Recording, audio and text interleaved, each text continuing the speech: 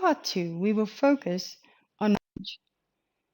As you work through, please note that I did not include attachment or social networks in the narrated PowerPoint. Please work through them and then we can discuss it further. Marriage.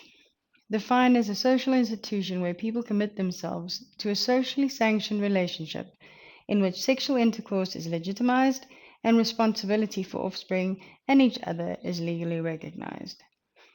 Today, because of the shifts in normal values and norms in society, marriage has been declining, and it has been declining in South Africa as well. It is not like in the past where it is a stepping stone into adulthood. Many choose not to get married. For now, we will first just look at marriage.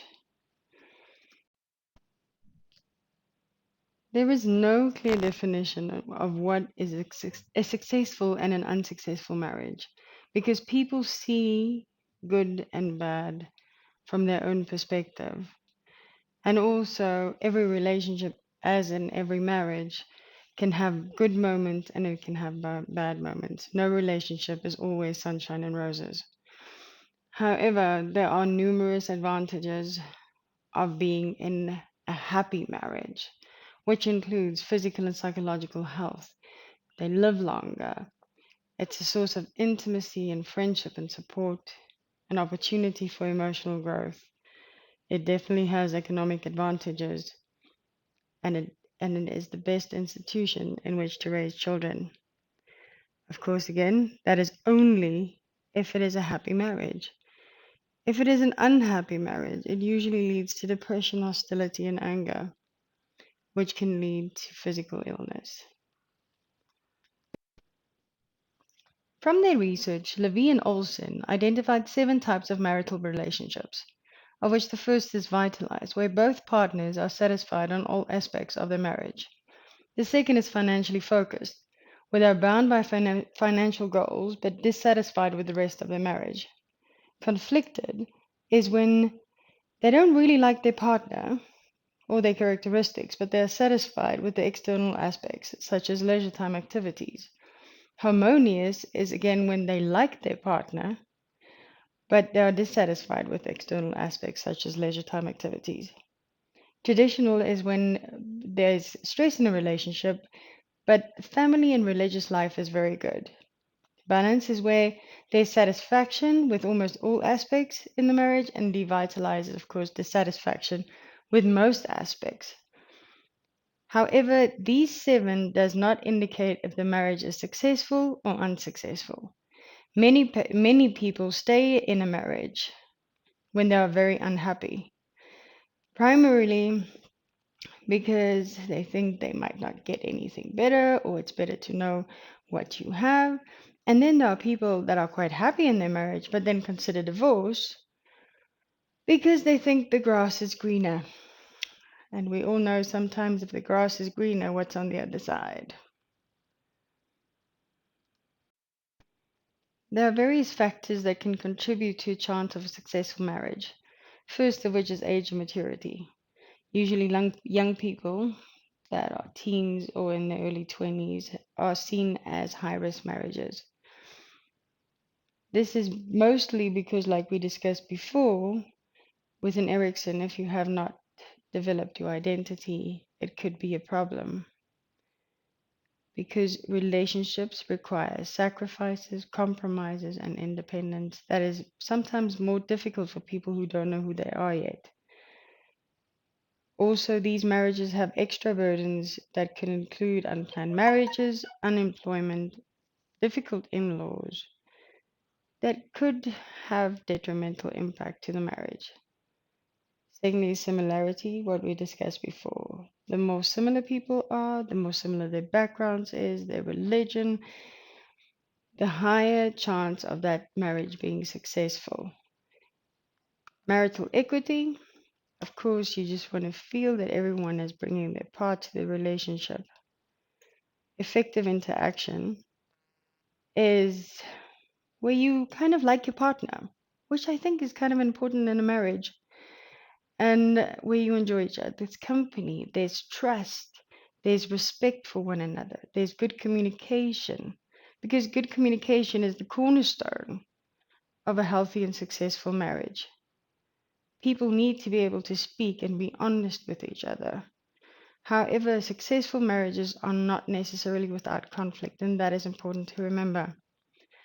Stable marriages have been found to have 5 times more touching and complimenting each other and smiling, positive things, not insulting one another or criticizing.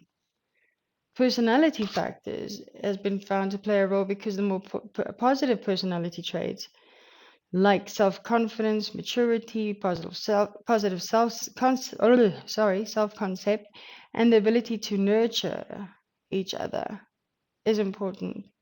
However, if someone is emotionally unstable, poor impulse control, and is hypersensitive to criticism, that could lead to higher conflict and, of course, lower marital satisfaction. And the last one is sexual intimacy.